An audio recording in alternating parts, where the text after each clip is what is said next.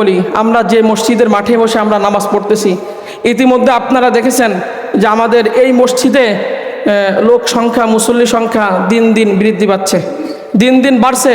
এবং জুমার সময় বিভিন্ন জায়গা থেকে আমার এই মসজিদে, আপনাদের এই মসজিদে জুমার নামাজে আসে, যেটা আমরা মসজিদে বাইরেও আমাদের জায়গা দিতে পারি না, নদীর মধ্যে কষ্ট হয়।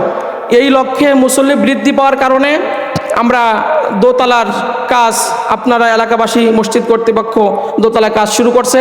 অলরেডি লিংটন পর্যন্ত চলে গেছে, শুধু ছাদ ঢালাইটা উপরে বাকি আছে।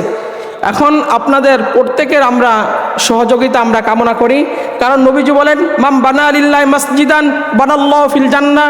কোনো ব্যক্তি যদি আল্লাহর জন্য মসজিদ বানায়, আল্লাহ রাব্বুল আলামিন অনুরূপ একটা ঘর জান্নাতের মধ্যে বানায়। অনুরূপ একটা ঘর, এই দুনিয়ার বুক ছেড়ে আপনি কবরে যাবেন, আপনি আখিরাতের জগতে যাবেন, যাওয়ার সময় এই দুনিয়ার কোনো সম্পদ আপনি কি নিয়ে যেতে পারবেন? আমি সব সময় বলে থাকি যে আমাদের সম্পদ কিন্তু তিনটা। একটা, আমি যা খেয়ে শেষ করছি, আমি যা পরে পুরাতন করছি, আমি যা নিজ হাতে খরচ করে গেছি আল্লাহ রাস্তায়, এইটা ছাড়া আমার আর কোনো সম্পদ নাই। অতএব আপনি যদি দুনিয়ায় আপনি দালান কোটায় ছিলেন, জাজিমে ছিলেন, সুখ শান্তিতে এসির মধ্যে ছিলেন, কিন্তু মরার সাথে সাথে তার 3.5 হাত জায়গা, চতুর্দিকে মাটি, উপরে মাটি, ডানে মাটি, বামে মাটি। এখন আপনি যদি চান যে আমার এখানে আরামের বিছানা নাই, বালিশ নাই, অন্ধকার কবরে কেমনে থাকবো, আমি তো সেখানে দালান ছাড়া, ভালো এসি ছাড়া ঘুমাইতে পারি না। নবীজি বলেন, দুনিয়ায় মসজিদ বানিয়ে যাও, মসজিদ যেরকম বানিয়ে যাবা অনুরূপ একটা ঘর কবরে যাওয়ার সাথে সাথে আল্লাহ রাব্বুল আলামিন তোমাকে দিয়ে দিবেন।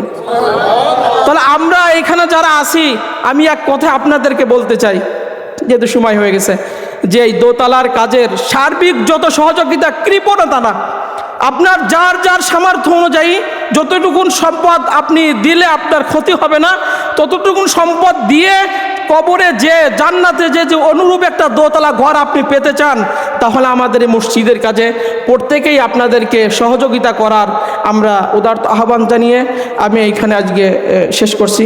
ও আখির দাওয়ানা আনিল হামদুলিল্লাহ রাব্বিল আলামিন। এবং সকলের পক্ষ থেকে বা আমাদের দক্ষিণ মেক্সিমের আল কুবা মসজিদের পক্ষ থেকে প্রত্যেককে জানাই ঈদের শুভেচ্ছা, ঈদ মুবারক, তাকাব্বালাল্লাহু মিন্না ওয়া মিনকুম।